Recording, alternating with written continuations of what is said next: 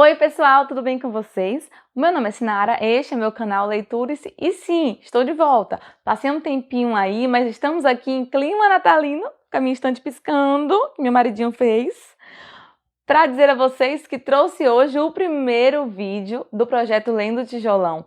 Trouxemos hoje a parte 1 do livro Os Miseráveis. Enfim.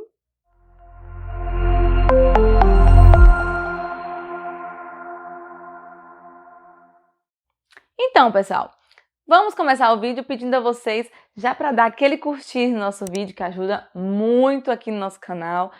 Se inscreve se você ainda não é inscrito, tá? Compartilha com seus amigos e ativa o sininho, que é importante, porque toda vez que chegar um vídeo novo, vai aparecer para você uma notificação e você vai ver os vídeos novos, todas as novidades que a gente tiver para vocês. Também segue a gente lá no Instagram, vai aparecer o nomezinho aqui embaixo, Leiturice. Por favor, venha se juntar a gente e falar sobre livros, uma das coisas que a gente mais ama.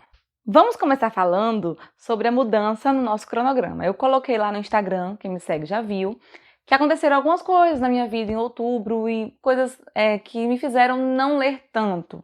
Algumas coisas aconteceram e fazer o quê, né, gente? É a vida, a gente programa e as coisas mudam, né? Vida que segue. Então, nós passamos... o cronograma era para a primeira parte ser feita, lida em outubro e o vídeo no começo de novembro. Então, a gente passou um mês para frente. Li a primeira parte em novembro e estou fazendo agora esse lançamento do vídeo da primeira parte, tá? Estou muito feliz com a leitura, estou gostando muito e estou gostando muito mais da interação de vocês naquele vídeo do lançamento do projeto Lendo Tijolão com Os Miseráveis. Inclusive vai estar aqui no cardzinho aqui, acho que é por aqui, que vai aparecer um card com aquele vídeo com cronograma falando como vai ser mais ou menos esse projeto. Se você ainda não viu, olha por primeiro este vídeo aqui e depois volta para esse para a gente começar a falar. Lembrando, gente, que isso é um projeto de leitura de todo o livro Os Miseráveis.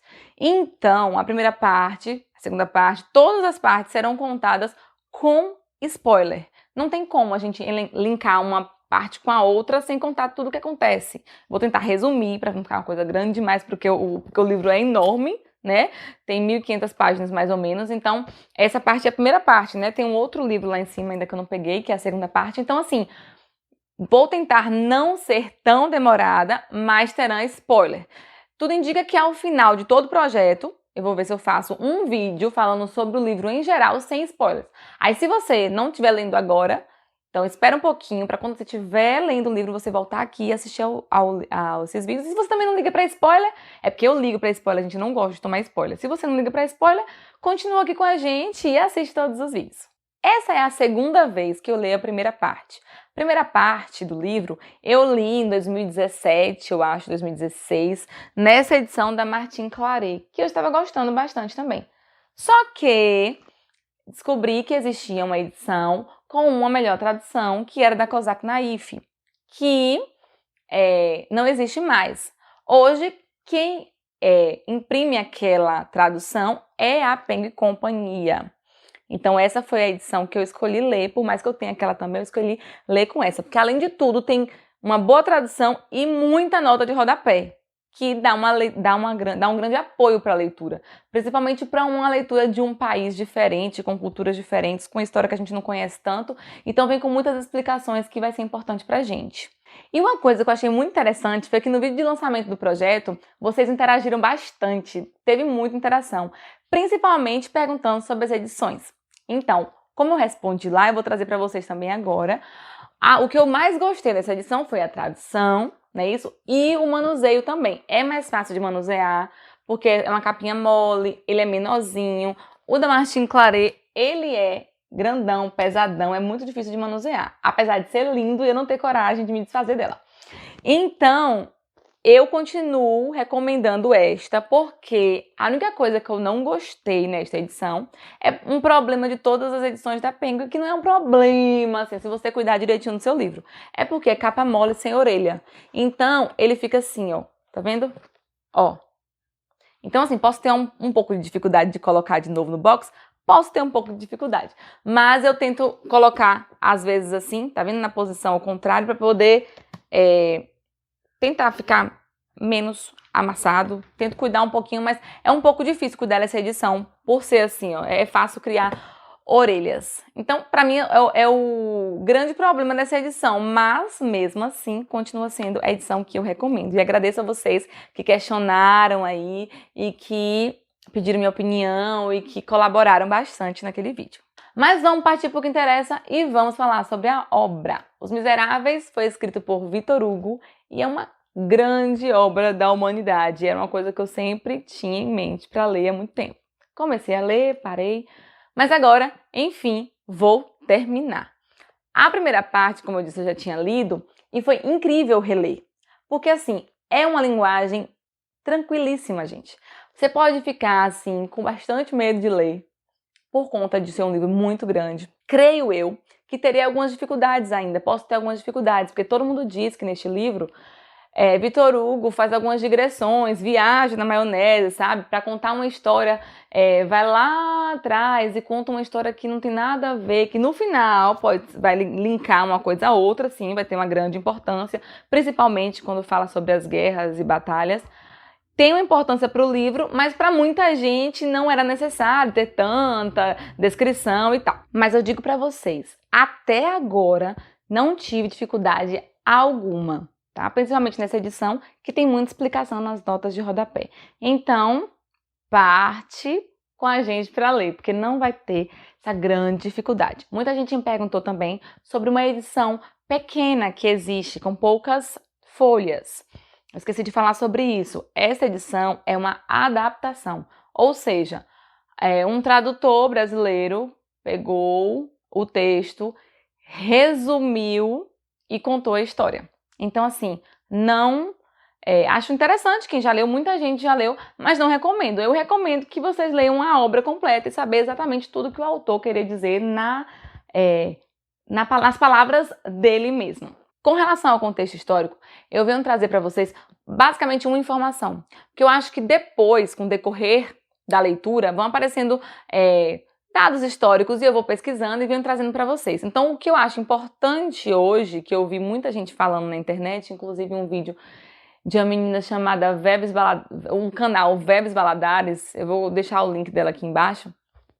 Ela tem um vídeo só falando sobre este tema, que é dizendo que a história dos Miseráveis não foi na Revolução Russa. A história dos Miseráveis não foi na Revolução Francesa. Uma coisa que eu lembro, eu gostava muito da história, mas uma coisa que eu não esqueço, algumas datas. E eu lembro que a Revolução Francesa foi em 1789. Este livro já se inicia em 1815. Pelo que eu dei uma lidinha, pelo que eu dei uma pesquisada, já é quando Napoleão está perdendo o poder. Napoleão pega o poder mais ou menos depois da Revolução Francesa, pelo que eu estudei mais ou menos, espero que tenha tudo certinho. E aí depois, em 1815, é quando Napoleão Bonaparte já está até caindo. Enfim, 1815 começa a história. Existe uma revolução lá na frente, por isso que eu estou dizendo, muita gente acha que a Revolução dos Fios, aquela revolução toda que aconteceu foi a Revolução Francesa, e não foi. Quando estiver lá naquela parte da Revolução, eu vou pesquisar mais e falaremos mais sobre isso, mas por enquanto a gente só precisa saber que não foi na Revolução Francesa. Esse livro é pós-Revolução Francesa. Inclusive, tem um personagem aqui que diz mais ou menos assim e mostra pra gente que a Revolução Francesa já passou. O direito ao próprio ódio, senhor bispo, e o ódio do direito é fator do progresso. Isso não importa. E diga-se o que se disser, a Revolução Francesa é o mais importante passo do gênero humano desde o aparecimento de Cristo. Digamos que foi incompleto, mas não deixa de ser sublime. A Revolução pôs à luz todas as incógnitas da sociedade, amainou os ânimos, acalmou, pacificou, iluminou. Liberdade, igualdade e fraternidade é o lema da Revolução, não é isso? Amainou os ânimos, acalmou, pacificou, iluminou. Fez rolar pela terra ondas de civilização. Foi sem dúvida uma ótima coisa. A Revolução é a sagração da humanidade. Enfim, já havia passado a Revolução Francesa. O título já diz tudo, assim, a gente vai conhecer várias pessoas vivendo na miséria mesmo. Nessa primeira parte já deu para conhecer vários miseráveis, inclusive o personagem principal, mas vamos chegar a ele daqui a pouco. Vamos relatar rapidamente o que aconteceu nessa primeira parte. O primeiro personagem a ser apresentado neste livro é o senhor Charles Myriel, e ele é contado rapidamente a história dele. Pouco se sabe dele antes de se tornar um padre. Sabe-se que ele tinha um pai aristocrata que o casou. Ele se casou na época da Revolução Francesa, teve que fugir, fugiu para a Itália e lá sua esposa morreu e ele, o que se sabe é que ele voltou de lá padre. É só o que se sabe da história dele. E ele chega aqui padre por uma ocasião, conheceu Napoleão, Napoleão gostou dele e o nomeou bispo e o enviou para a cidade de Digne. Então ele era conhecido como bispo de Digne. E, graças às suas grandes qualidades, que vamos falar sobre ela agora, ele foi chamado também como Dom Bienvenu, que eu pesquisei significa bem-vindo. Pelo menos pelo que eu pesquisei. Que significa bem-vindo. Se alguém soubesse alguma outra tradução ou algum outro significado, por favor, coloque aqui nos comentários. Então, ao chegar na cidade, muitos comentários se falaram sobre ele, né? Quem é este? Quem é este? Quem é este? Mas depois de não sei quantos anos esse homem só fazendo bondade, só fazendo coisa linda e maravilhosa naquele lugar, as pessoas pararam de falar mal dele e começaram a ver suas qualidades. Tem algumas coisas aqui que eu separei para poder falar para vocês sobre esse bispo, que para mim, até uma grande parte assim, ó, do livro, ele eu achei no começo que ele era a grande personagem principal dessa história. Ele dizia assim, ó, ensinem o mais possível aos que nada sabem. A sociedade é culpada de não instruir gratuitamente e responderá pela escuridão que provoca. Uma alma na sombra da ignorância comete um pecado? A culpa não é de quem o faz, mas de quem provocou a sombra. Sabe? É de quem não ajudou aqueles ignorantes, digamos assim. Então ele sempre igualava todo mundo, ele não tratava melhor as pessoas porque tinha dinheiro, porque, inclusive, essa questão do dinheiro dele era tão forte, essa questão de não se importar com dinheiro, que todo mundo achava, todos os bispos eram elevados, sabe, na classe social, digamos assim, e eles tinham dinheiro e moravam em palacetes e tal, e ele não se importava com nada disso. O local que era designado para ele morar, ele cedeu para ser o hospital, e ele se mudou para o hospital. Aí você pensa onde que ele morava, na situação que ele morava. Na simplicidade. A maior parte das coisas que ele ganhava, do dinheiro que ele ganhava, ele doava, fazia doações. E o que sobrava era o que eles se viravam lá. Ele morava com a sua irmã mais nova, 10 anos mais nova, e com uma criada que ficava doidinha, querendo que ele deixasse mais um pouco de dinheiro em casa, mas elas obedeciam a ele piamente, e ele não abria mão. Tudo que entrava mais, ele sempre doava. Então tem várias cenas de ele se humilhando mesmo para pessoas que deveriam se humilhar perante ele, e ele pedia a bênção, sabe? Coisas desse tipo que mostravam que ele era o bispo do amor. Inclusive, tem uma cena, uma parte aqui que eu também separei para mostrar para vocês, porque eu fiquei apaixonada por este homem. Ele dizia assim: o que não podemos deixar de dizer é que, além de sua fé, o bispo tinha um excesso de amor. Em que consistia esse excesso de amor? Na sua benevolência severa, penetrante, como já tivemos ocasião de dizer, estendendo-se às vezes até aos próprios objetos. Vivia sem arrogância, era indulgente com as criaturas de Deus. Numa ocasião, chegou a torcer um pé por não querer pisar numa formiga. É este o nível de bondade do bispo de Digne.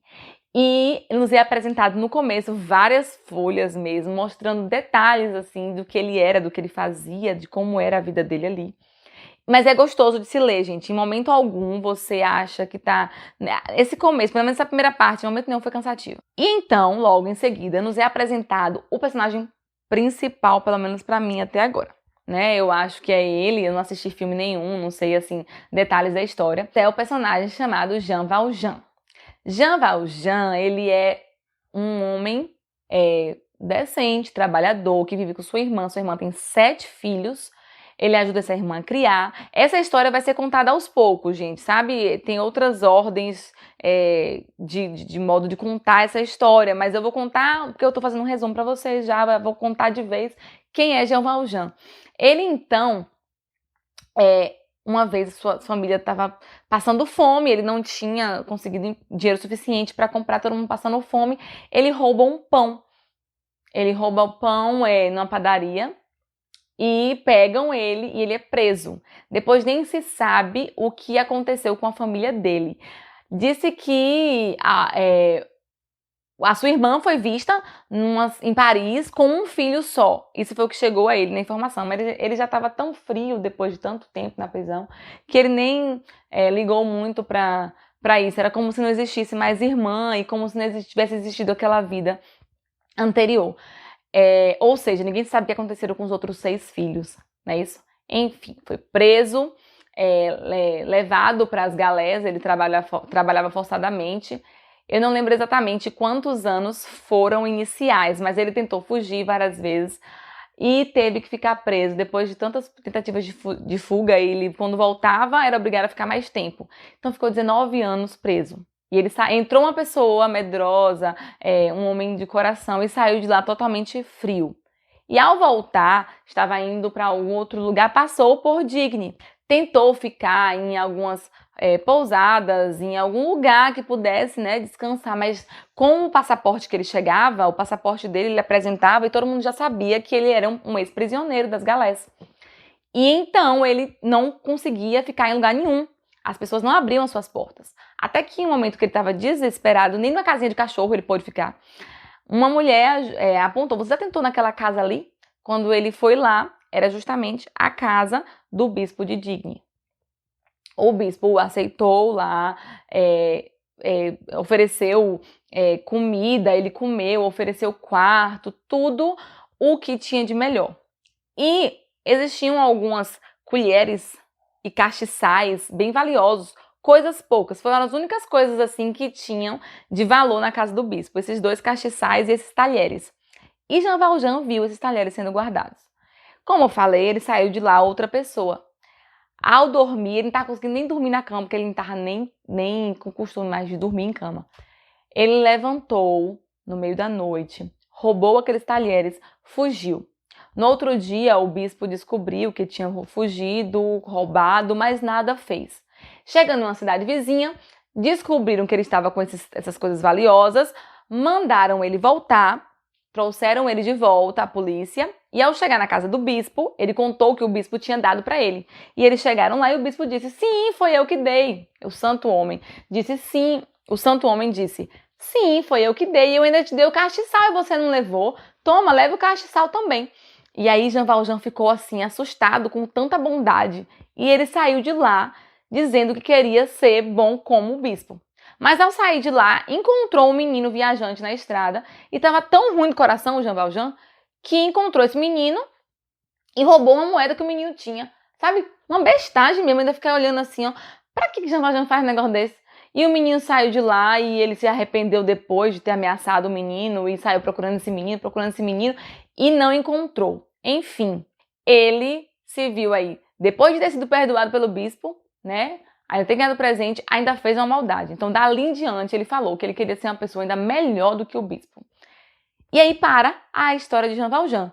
Já nos é apresentado a outra personagem chamada Fantine. Fantine é então uma menina bem linda, que tem alguns amigos, mas bem inocente. Ela conhece alguns amigos, é enganada, se entrega para um cara que era apaixonado e ele é engravida. Só que é um bom vivan, é um cara lá que não quer nada com ela, que quer voltar para a família, porque o pai tem dinheiro, volta para a família que nem sabe que ela tá grávida, ela nem conta nada. Fantine resolve então sair de Paris e ir procurar a vida na sua cidade antiga, com a sua filha já nascida. Sua filha nasceu e ela não estava tendo condição de criar. O nome de sua filha ela era chamada de Cosette, chamava de Cosette, acho que é assim que se fala. E ela vai com essa menina viajar. Ao chegar numa cidade entre essa cidade sua antiga e Paris, ela caminhando mesmo, ela vê uma família que tinha um pessoal que tinha uma loja, um comércio, estava com algumas crianças e ela teve a impressão de que aquelas crianças eram felizes. Olha a inocência de Fantine. Tem horas que as meninas dão uma vontade de dar umas... Poxa, Fantine, como é que você vai deixar sua filha com um pessoal que você nem conhece? E ela resolve entregar Cosette para esse casal e pede que cuide, como cuidava dos filhos dele, que ela vai trabalhar para poder cuidar da filha. Quando ela se solidificar, ela buscava a filha de volta.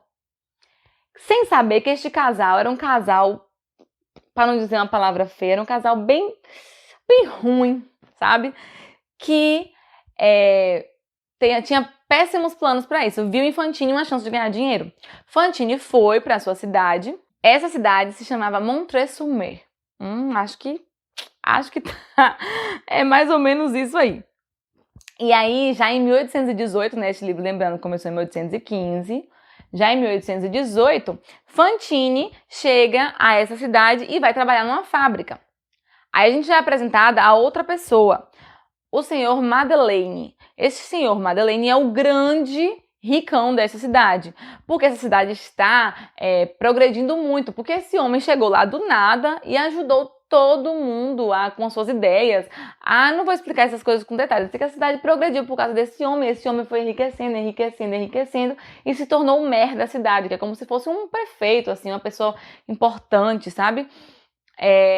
E este homem era um homem que fazia muitas bondades, muita bondade para as pessoas. Então muita coisa acontece com Fantine. Fantine começa a mandar dinheiro para essa família, e essa família que está cuidando de Cosette começa a pedir mais e mais dinheiro sempre, e ela, então, começa a se ver tendo uma fama de mulher da vida naquela cidade, sendo que ela não fazia isso, ela só trabalhava duro, mas as pessoas começaram a falar dela. E essa conversa chegou numa mulher que era sua superior lá na fábrica, que a demitiu, dizendo que este senhor Madeleine que tinha mandado demitir. Mas não tinha sido ele não sabia de nada. Ela então demite Fantine e Fantine se vê sem saber o que fazer, todo mundo falando mal dela naquela cidade. Então ela começa a se prostituir, a fazer outras coisas, costurava. Primeiro ela costurou, ela fez muita coisa, ela só se prostituiu mesmo quando ela se viu assim, ó, sem ter o que fazer. Ela tinha cabelos lindos, aqui diz que são loiros, num filme que eu vi já vi que ela era morena, mas no livro diz que são cabelos loiros e que são belíssimos. Enquanto ela tem aquele cabelo, ela tá bonita. Até que ela resolve vender o cabelo para mandar dinheiro. O pessoal lá começa a dizer que Cosette está doente, começa a inventar tanta coisa, que Fantine até vende seus dentes. Ela vende seus dentes para poder ajudar a cuidar da filha que se diz que está doente. Então, assim, só miséria, né? Só encontramos gente miserável aí. Fantine, em uma situação que é vista presa, que eu não vou narrar essa parte, ela é vista presa e conhece esse senhor Madeleine na prisão. Senhor Madeleine, então, se mostra bondoso e ela não quer graça com ele, porque ele demitiu ela. Mas, na verdade, ele começa a dizer que ele não sabia de nada, e ele começa a se sentir culpado pelo que aconteceu com ela. Só que ela tá muito doente, porque ela tá com saúde frágil. Aconteceu muita coisa, né, que eu não narrei aqui. Mas, enfim, ela tá com a saúde bastante frágil, mas ela só quer a filha dele. E ele promete que vai encontrar a filha dele. Vamos pular para o inspetor Javert.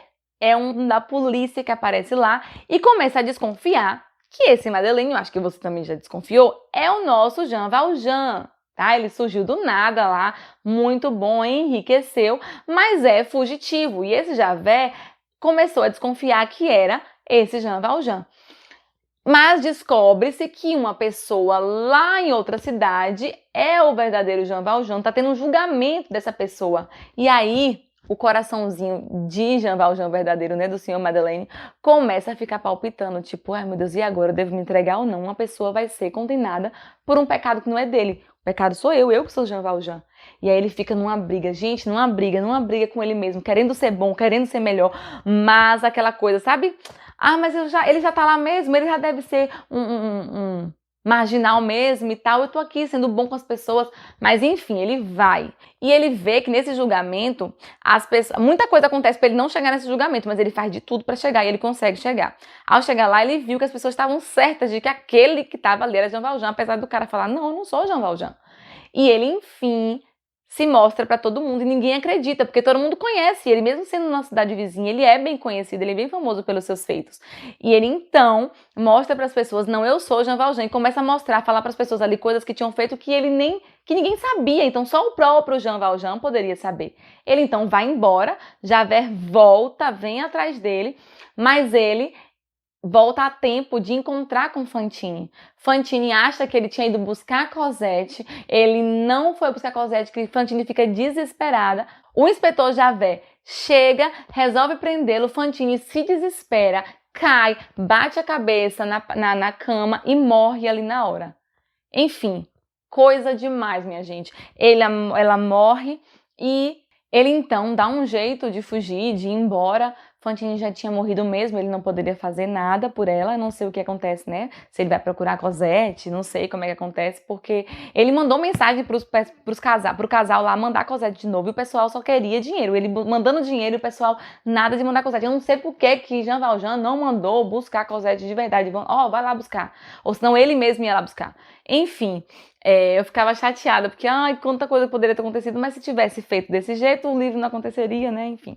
Jean Valjean, então, foge, né? Agora o narrador volta a chamá-lo de Jean Valjean e não de Senhor Madeleine, já que ele já se mostrou. Ele foge, Fantine morre, inclusive ele deixa dinheiro para enterrar a Fantine bem enterrada, mas eles enterram de qualquer jeito, já que era uma mulher da vida, né? E é assim que acaba a primeira parte. O bispo já tinha morrido, tem informação aqui no meio do livro de que o bispo tinha morrido, e é uma das pistas, inclusive, de que aquele é Jean Valjean, porque ele se vestiu de preto por um bom tempo quando ele soube que o bispo tinha morrido. Então é isso, a gente termina o livro com aquele questionamento, né? As pessoas, após saberem que Jean Valjean ou que Sr. Madeleine era Jean Valjean, começam então a ficar, esquecerem tudo que ele fez de bom para aquela cidade, começam a falar mal dele, então assim, as pessoas esqueceram quem era aquele homem em tão pouco tempo, né? E aí a gente fica pensando, quem são os verdadeiros miseráveis? São aqueles, né, que viveram em situação de miséria, mas que em momento algum perderam sua dignidade, sua bondade, ou aqueles que, como a cidade, né, estava virando as costas para Jean Valjean o tempo inteiro no começo do livro, depois virando as costas para Fantine, depois, no final, virando as costas para o próprio Senhor Madeleine, que tanto fez por aquela cidade. Então foi o questionamento que eu fiquei da primeira parte deste livro. Eu espero que vocês tenham gostado, que vocês tenham assistido até o final, porque por mais que tenha ficado grande, eu tentei, assim, falar mais rápido, mas eu queria que vocês tivessem, inclusive, uma noção da grandiosidade deste livro, da genialidade, e quisessem acompanhar, porque dá tempo. É uma parte por mês, tá bom? Curta este vídeo, se inscreve no canal se ainda não se inscreveu. Qualquer compra que faça na Amazon, por favor, compra com o meu link, vou deixar tudo aqui embaixo, inclusive a edição que tem lá dos Miseráveis, todas as edições que tem dos Miseráveis eu vou colocar, é só clicar aqui no meu link, vocês vão me ajudar muito. E é isso, até o próximo vídeo, que vai ser só no mês que vem, tá? Com a segunda parte, dá tempo de acompanhar a gente, vem ler Os Miseráveis com a gente. Um beijão e até a próxima.